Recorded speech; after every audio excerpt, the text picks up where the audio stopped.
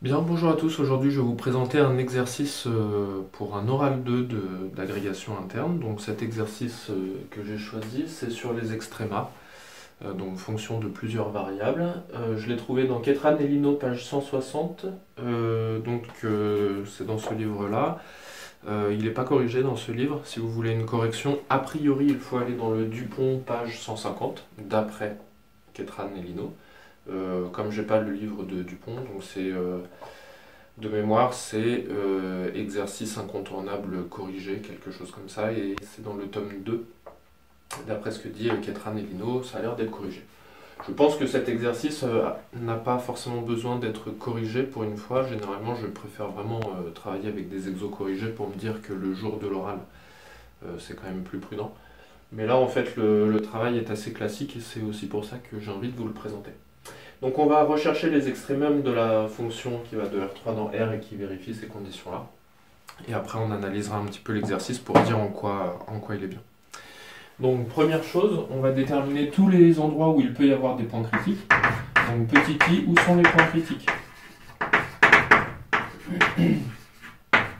Donc en fait on a ici x0, y0, z0 qui est un point critique. Qui peut être un point critique si, donc là en fait on va dériver tout cela en x et donc ça va nous faire y0 z0 plus 2x0, ça doit être égal à 0. Ensuite je dérive en y, on va obtenir x0 z0 plus 4 plus 8 y0 égale 0. Et en troisième équation, on dérive en z, on a x0, y0 plus 18 z0 égale 0. Et donc on doit résoudre ça. Alors première chose, on constate que 0, 0, 0 est un point critique.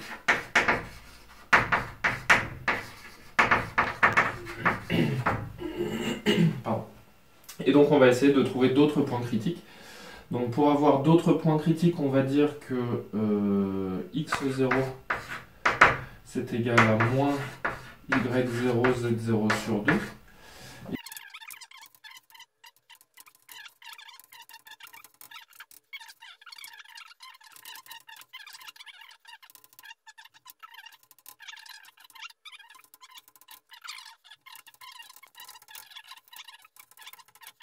Voilà, donc là on a à peu près tout qui apparaît. Alors première chose, si je prends un z, par exemple le y0 égale 0 ici, le x0 va valoir 0 également, et donc ici j'obtiendrai également le z0 égale 0. Donc comme j'ai déjà ce point critique là, on élimine la condition y0 z0 égale 0. Et donc on va regarder uniquement si z0 est égal à moins 4, z0 est égal à 4, y0 égale moins 6, y0 égale 6. Et bien il se trouve que ça va fonctionner à chaque fois. Et du coup on va obtenir 4 solutions en plus de 0, 0.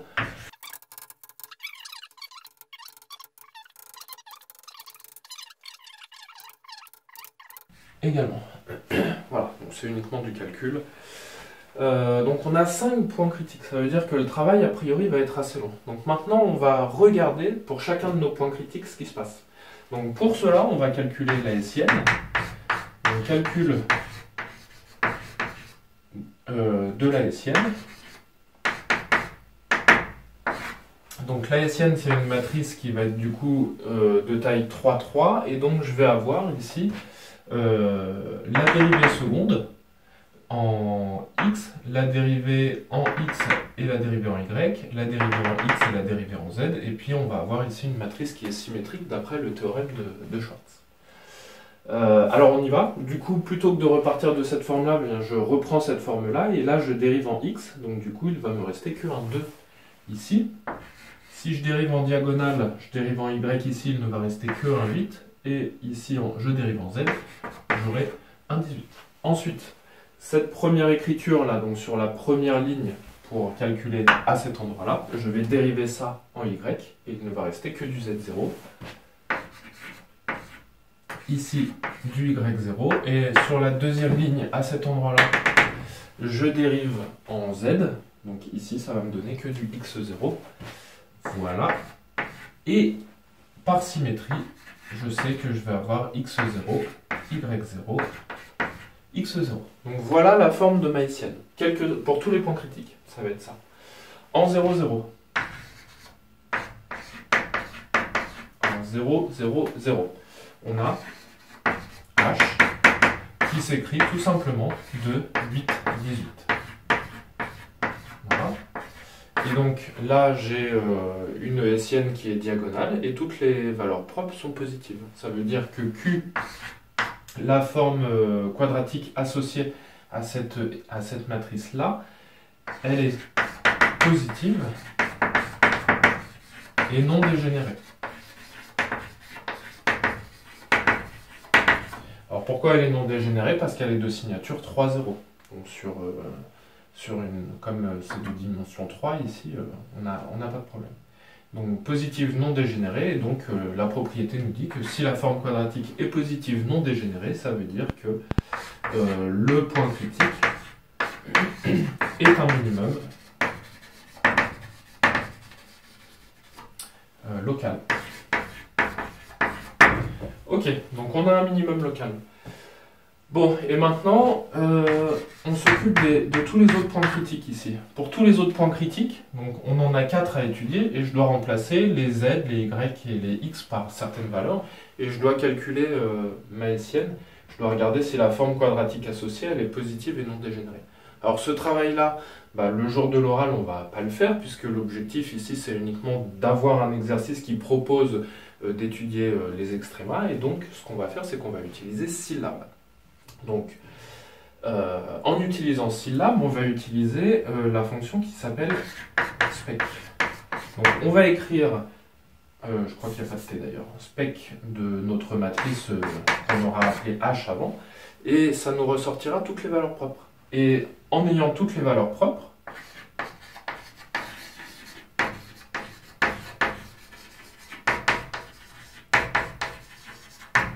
eh bien, on pourra en déduire si H est dégénéré, si H est positif, négatif, ou ni l'une ni l'autre.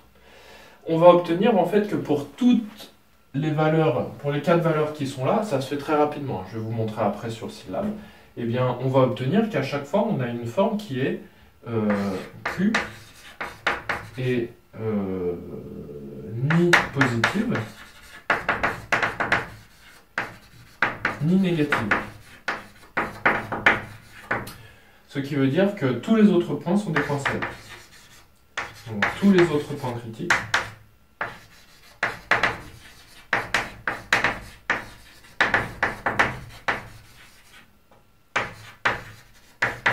sont des points célèbres.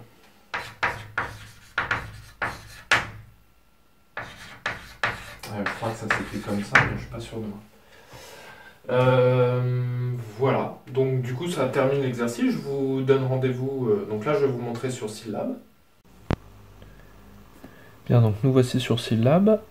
Comme vous pouvez le voir à cet endroit-là, j'ai tracé la hessienne lorsqu'on a les valeurs z0 égale moins 4, y0 égale moins 6 et x0 égale moins 12. Donc la matrice elle apparaît sous cette forme-là, ce qui veut dire qu'on peut rapidement vérifier si on a fait une erreur ou pas en tapant au niveau des écritures. Et ensuite vous devez faire attention, là quand on écrit spec h, faut pas mettre de majuscule au s, on met spec h sans majuscule, et donc on a les 3 valeurs propres qui ressortent, moins 5,8, 7,5 et 26,3. Donc il y a 2 valeurs propres positives et une valeur propre négative. Après j'ai fait une deuxième matrice, donc en prenant 4 au lieu de moins 4, et donc du coup 12 au lieu de moins 12 pour le x0.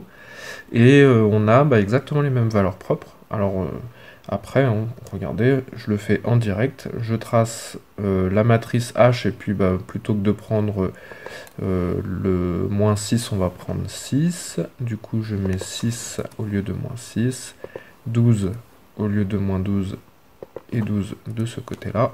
J'appuie sur la touche entrée, je fais spec de H, voilà, et j'ai une troisième matrice. Donc vous voyez, en fait c'est très rapide à faire, une fois qu'on a écrit la première. Les autres, on a juste à enlever les moins aux endroits qui nous intéressent et on obtient directement les valeurs propres pour les autres matrices.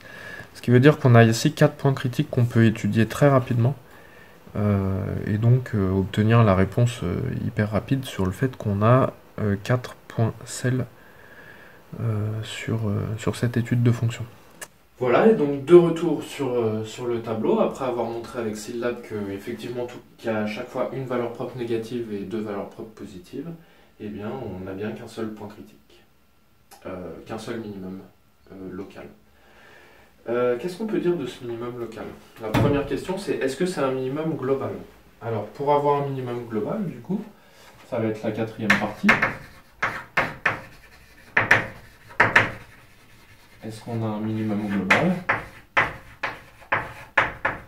Et bien ici, on va considérer que x est égal à y est égal à z.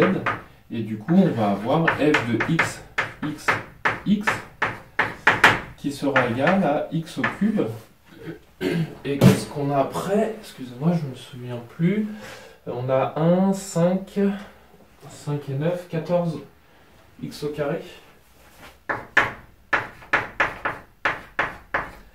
Voilà, donc ça s'écrit sous cette forme-là. Or, si on prend, donc on a un minimum, ça veut dire que si je prends la limite lorsque x tend vers moins l'infini, par exemple, de f de x, x, x, c'est égal à moins l'infini, ça veut dire que ici je ne peux pas avoir de minimum global, puisque j'ai quelque chose qui tend vers moins l'infini. Donc pas de minimum global.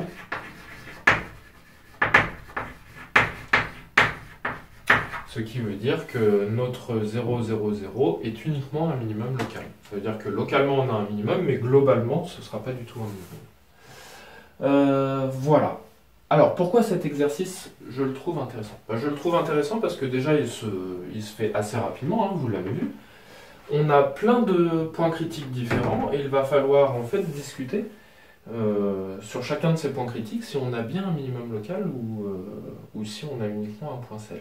Ce qui veut dire qu'à partir de ça, mais ça fait le lien sur le fait que une fois qu'on a calculé les points critiques, eh bien nos points critiques ce ne sont pas forcément des minimums ou des maximums locaux. Il faut faire un travail supplémentaire. On travaille sur la hessienne. Le travail sur la hessienne, il s'obtient très rapidement, très facilement. En 0, 0, 0, on a directement la diagonale, ce qui veut dire qu'on peut directement conclure sur la forme positive non dégénérée. Et donc là, finalement, avec un exercice où les calculs se déroulent très bien, eh bien, on applique vraiment les propriétés du cours pour arriver aux conclusions rapidement. Voilà, l'autre avantage, c'est qu'on utilise ici un outil informatique pour éviter un certain nombre de contraintes en termes de calculs qui peuvent être fastidieux. Et on se concentre uniquement sur que nous dit le cours pour arriver à nos conclusions. Et puis l'autre intérêt aussi, c'est de faire le lien avec le fait que quand on a un minimum qui est local, ce minimum il n'est pas forcément global. Voilà. Donc à mon avis c'est un exercice qui est super intéressant à mettre pour l'oral 2.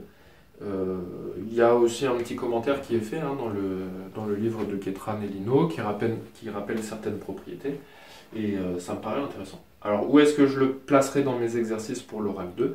Eh bien, je le placerai tout au début. Donc j'aurai un premier exercice qui serait sur les fonctions d'une variable, l'étude, alors je ne sais pas, par exemple on pourrait prendre par exemple à quoi je pense au fait que sur C tout polynôme est scindé par exemple. Donc là on a besoin de la notion de maximum et de minimum, je ne sais plus lequel, mais voilà, ça se fait bien. Ça peut même faire le développement de la leçon en exercice 1 sur une variable. Et puis après on enchaîne sur 2 exercices de plusieurs variables mais qui sont assez simples et qui vont finalement, il y aura celui-ci et un autre. Alors l'autre, peut-être que je vous le présenterai dans une autre vidéo, comme ça fera un petit peu un truc assez complet là-dessus. Donc ça me ferait déjà 3 exercices. Et puis de dire, ça en fait l'exercice qu'on vient de faire c'est sur les extrémas libres et de faire un autre ou 2 autres exercices sur les extrémas liés. Voilà. Et donc ce sera également peut-être l'occasion de faire une autre vidéo là-dessus si j'ai le temps.